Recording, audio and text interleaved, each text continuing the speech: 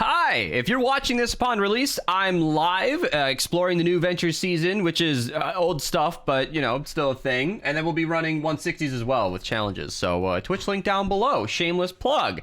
Let's talk about what's coming out. So they're calling this a hotfix update, even though I think what that's referring to was last week where we got a ton of bug fixes. If you're interested in what those were, I'll actually link that down below because we got some really nice stuff. Some highlights include trap vulnerable and building blocker mini bosses are no longer immune to traps, which is super good. That's the only one I can remember off the top of my head, but there were other good ones. So I'll link that down below for those interested. Let's just get right into it. So the update brings Scurvy Shoals to Ventures season. Grab your gear. That's the new Venture Zone. Obviously, that's the old new. It's the returning one that's replacing our current one. Dungeons will come back with that. Miss Moneypenny comes back. A very clean way to demonstrate this is the timeline. I'll link this in every video in the description down below. This is kind of what we know and what we don't know. So this is all based on the expected return. This is when stuff came around last time. It's a little weird because we know Miss Moneypenny comes out the 5th, but they didn't announce anything else other than the Yar quest line, which will be leaving May 17th, and Dungeons, which will be out all season long. Dungeons includes Chaos Agent. If you want Chaos Agent, I'm going to be repeating this a lot this season, so listen up, everybody, and tell everybody you see in the comments for me. If you want Chaos Agent, run Crypts 1 time, and then the lab 3 times. That's it. You'll have quests available for it. After you run Crypts, that'll unlock the rest of them, and then you can go pick up Chaos Agent. Super useful hero, but I'm getting ahead of myself. I also want to say that we don't know when Brawl of the Wild will come back. We know it'll be out this season, but we don't know when. And we also know Yar quest line is leaving May 17th, but we don't know when Yar's return will come back. Last year it was May 1st, but we don't know. Now, some of you big brain people could suggest that I just alternate these every week in advance. But last season, they didn't follow that rule. This is when everything came out last season. We had 7-day gaps for a little while, and then we had not 7-day gaps. So the 23rd to the 1st, because of February 28th, was actually like not 7 days. It was like 8 days or 6 days, and then we did another 6 days, and then 8, and then 7 again, and then 7 again. So I don't know. They're not following a weekly cycle. It used to be every Sunday, and then they messed it all up, and I don't know why things are staggered the way they are. So these dates are not concrete. If you're interested in any of the stuff coming back around, I'm doing my best for you guys. That's what I'm saying. That's why I'm getting so far ahead of myself. Let's back up a little bit. In addition, we'll be able to get pirate llamas. Here's what to expect. You'll also have bouncy husks. So bouncy husks basically are more susceptible to knockback, but they'll have bigger health. That's kind of the Ventures modifier. It doesn't really change how you play the game, but yeah. Then we've also got Super Treasure, where when you eliminate enemies, you'll just get a treasure chest on the ground. It's kind of a hidden point system, so the bigger targets you kill, like Smashers, Mist Monsters, Fatties, Riot Huskies, will give you chests almost every time. Regular zombies, you need to kill like 10 of them or something before you get a chest. I also want to mention, with those pirate llamas, you'll be able to get pirate loot. So if you go to the event schematics and then go to the pirate section, pretty much anything in here that's not just legendary comes from pirate llamas. So like the bowler and the bundle bus are event shop items, in the llama shop, I should say.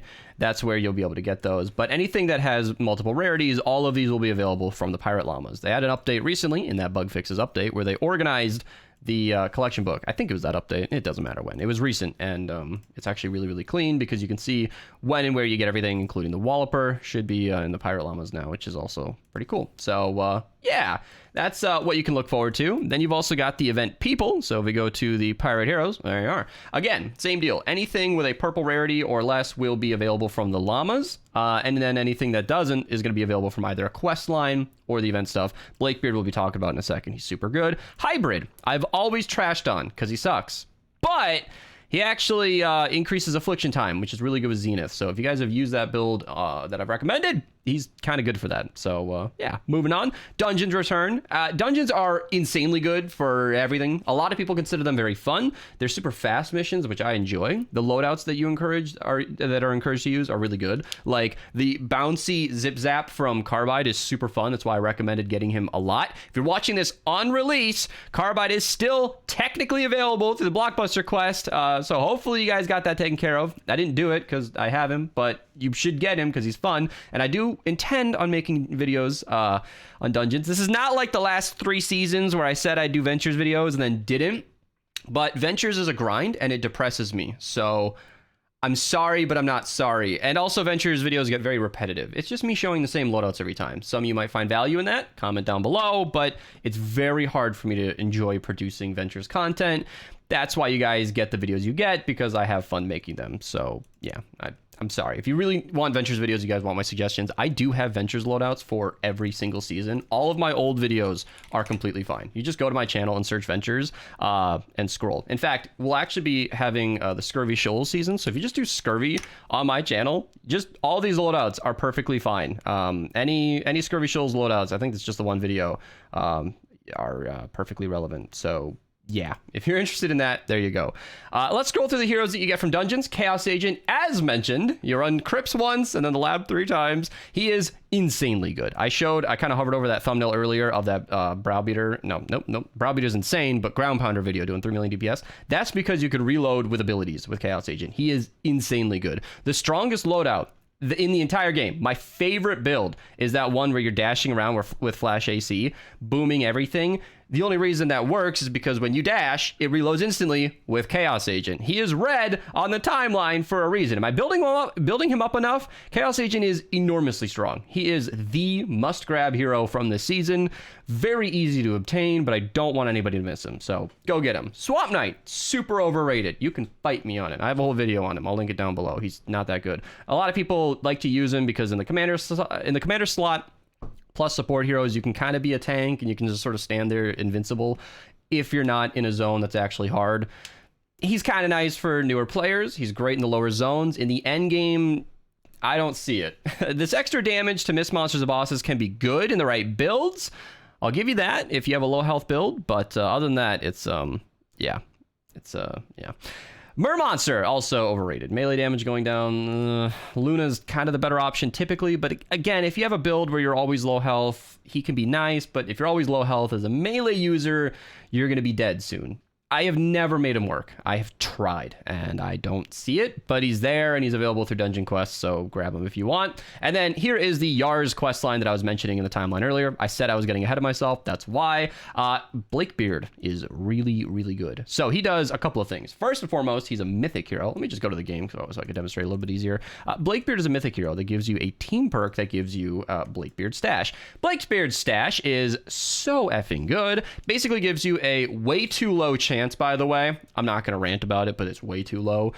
I've gone entire games without getting the perk at all. Just a dead team perk. Okay, rant over. He gives you a way too low chance to get Blakebeard Stash, which gives you peg legs, which are super strong. They scale to the highest.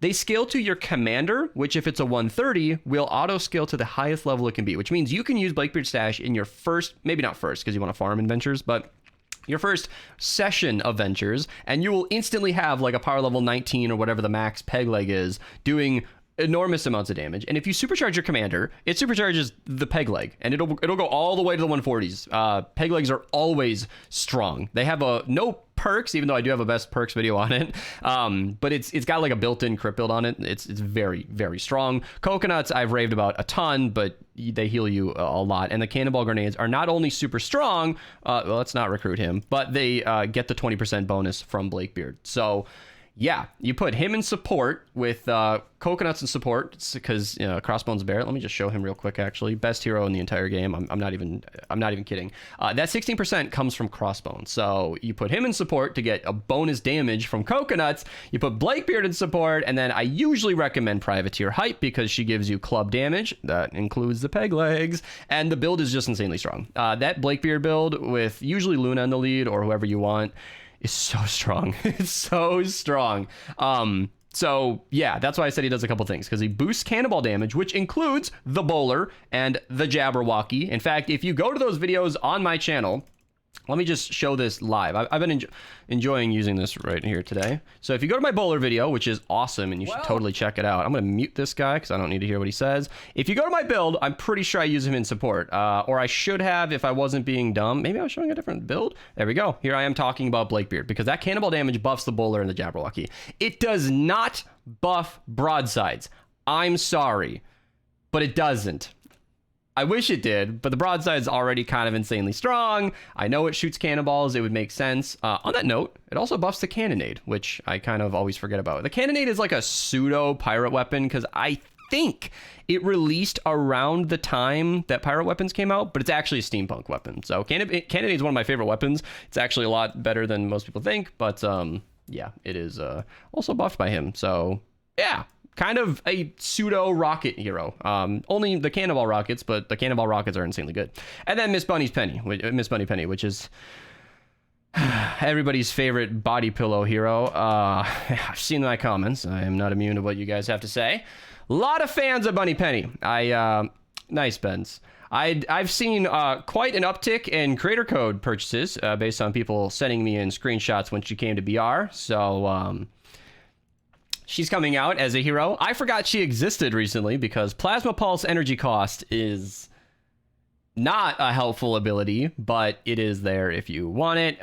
Most people probably just buy the BR skin and then never use her in Fortnite Save the World because anyway, yeah, as mentioned, there's no bug fixes this update, so I don't know why they called this report a hotfix update, because that was definitely the last report, but it is what it is. I'm excited about this. Pirate weapons are some of my favorite. This bowling video is so good. Benz and I were just talking in the stream today that we might want to do like 4 people running the bowler.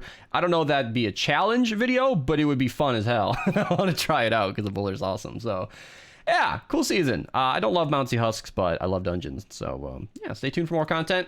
Subscribe, Twitch link down below, and yeah, enjoy the season. Thanks for watching. Comment.